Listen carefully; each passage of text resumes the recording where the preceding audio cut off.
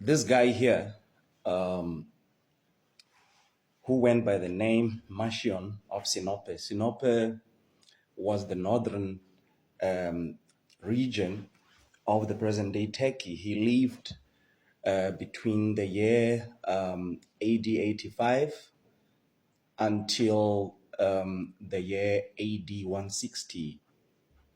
So this man, Marcion, he is not talked about in many, spaces within, Christendom. But this guy here, he is actually the one to produce the first compilation of writings, called New Testament, and that was in the year AD 144.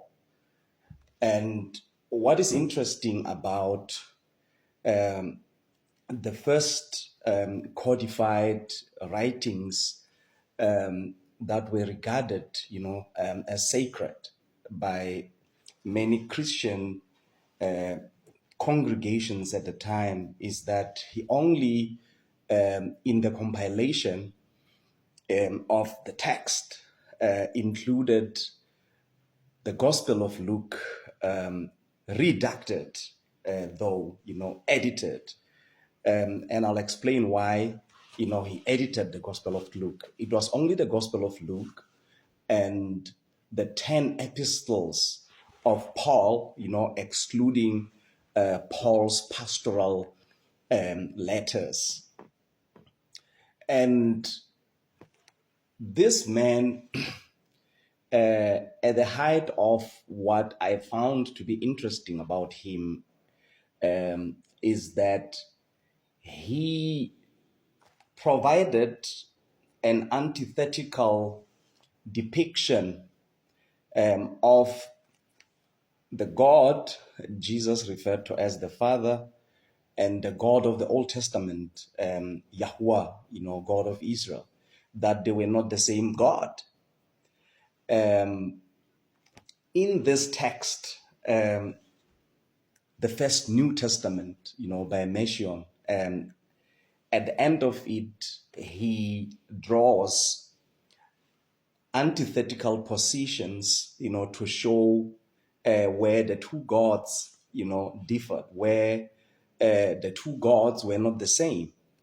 One of the examples that he provides, is that, this God was cruel, because he labeled the Old Testament to have been revealed by an evil deity. This is the ascription that he gives to the God of Israel, which he says was not the same God that Jesus referred to as the Father in the New Testament. Okay, the reason why he redacted the Gospel of Luke was to chop, out of it any references to the Old Testament, because he regarded those references to the Old Testament as interpolations. And for him to add only Pauline epistles was because of his belief, his strong conviction that Paul was the only true apostle. Who, interestingly, this Paul was not even one of the 12 apostles or disciples of Jesus in the story. He believed Paul is the one who received the true revelation from Jesus Christ, although they never met physically, although they were never, even contemporaries. So church fathers like Athanasius, Tertullian, Justin Martyr, Irenaeus came up with a counter in a form of the New Testament as, is currently compiled. That was a counter to Marcion to include, other writings to have the New Testament, in its current form. as we know it today. But they could not do away with the Pauline epistles. So they were actually, in essence, in a way, forced, because what Marcion might have succeeded in doing, in forcing these other church fathers to, when they came up with a counter codification of the New Testament as we know it today, what he might have forced them to do was to embrace the centrality of Apostle Paul, whom he regarded as the only true apostle, because he regarded, the rest of the apostles, including those who were with Jesus in his earthly ministry, to have been compromised with Jewish, influence, or Judaistic influence that he, completely, in no uncertain terms, abhorred, because he believed that the Jewish scriptures were revealed by an evil deity who was different from who Jesus, referred to as the Father. Like I said earlier on, that they were not one and the same person. Now, this is what most people do not want you to know. And every time when people, employ that critique on the origins of the Bible, they would begin with the Council of Nicaea. But this man here, Marcion, produced this first New Testament in the year AD 144, long before there was the Council of Nicaea.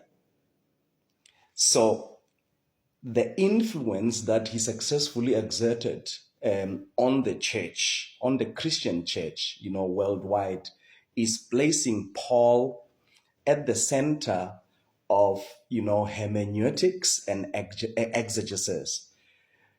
Can we imagine having to remove all the writings of Paul from the New Testament? I mean, Christianity will have, nothing left. You would have actually eroded the core of the Christian faith.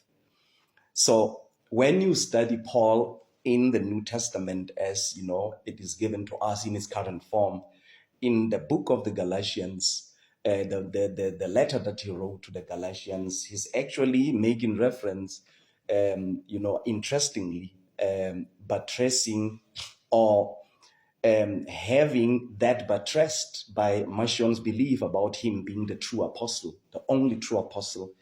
He is making reference to those who were physically with Jesus Christ as people who actually added nothing to what he was preaching.